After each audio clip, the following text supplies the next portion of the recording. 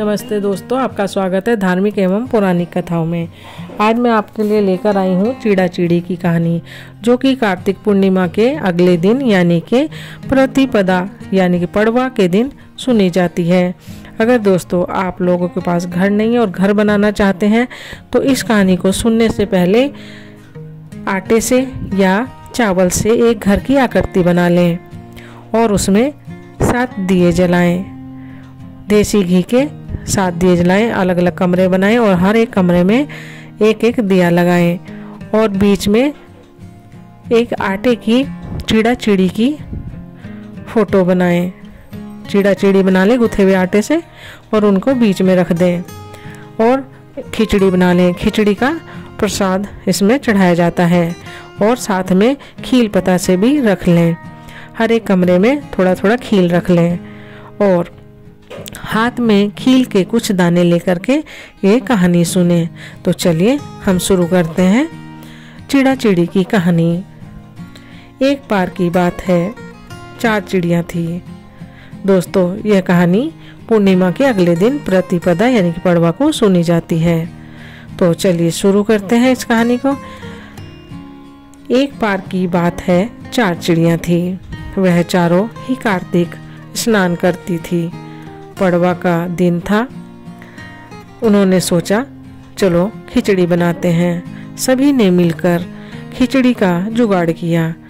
एक चिड़िया घी लेकर आई, एक चिड़िया चावल लेकर आई, एक चिड़िया दाल लेकर आई और एक चिड़िया नमक लेकर के आई। सभी उन्होंने खिचड़ी बनाई। फिर सबने सोचा कि पहले नहाकर आते हैं फिर खिचड़ी खाएंगे। पहली एक चिड़िया नहाकर आ गई, बाकी नहीं आई थी। उसे भूख लगी थी तो उसने खिचड़ी की भाप खा ली।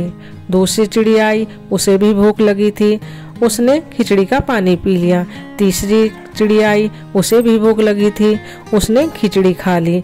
चौथी आई, उसे भी भूख लगी थी, उसने खिचड़ी की खुरचन खा ली। सभी चिड़िया खाने के बाद मर गई।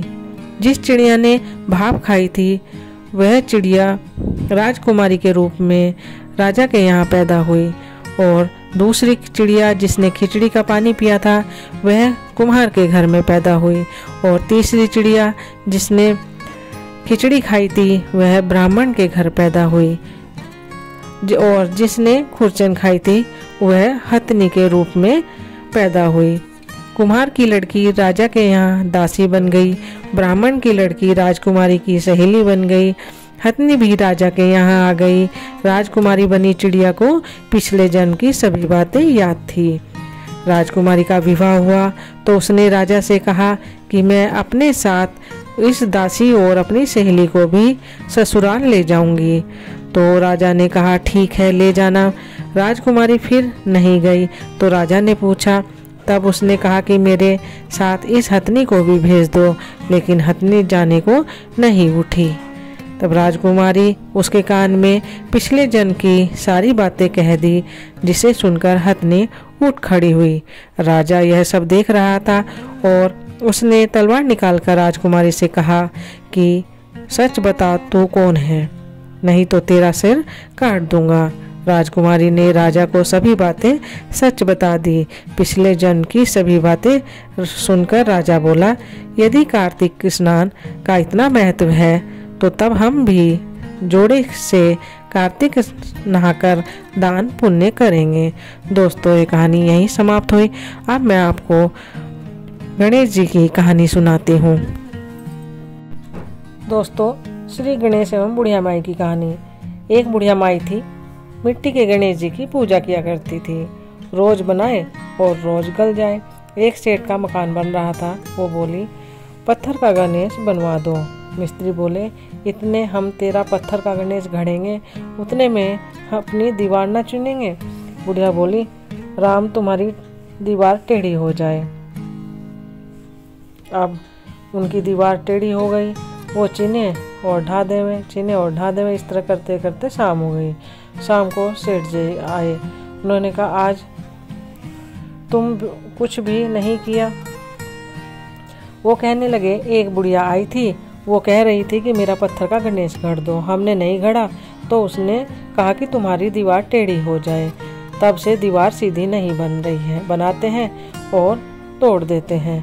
सेठ ने बुढ़िया बुलाई। सेठ ने कहा, हम तेरा सोने का गणेश घड़वा देंगे, हमारी दीवार सीधी कर दो। सेठ ने बुढ़िया को सोने का गणेश घड़वा दिया। सेठ की दीवार सीधी हो गई। जैसे सेठ की दीवार सीधी हुई वैसे ही सबकी करना।